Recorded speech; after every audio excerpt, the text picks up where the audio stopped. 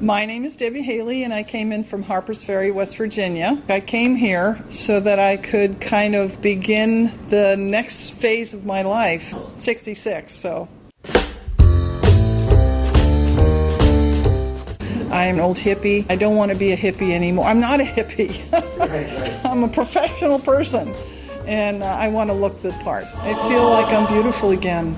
I had lost that, and now I feel like I'm getting it back. It's a good feeling. Really ready for a change. I was asking for a real change, and I got one, and I love it.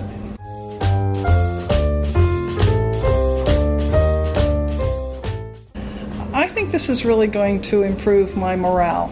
You know, we need to put time into ourselves.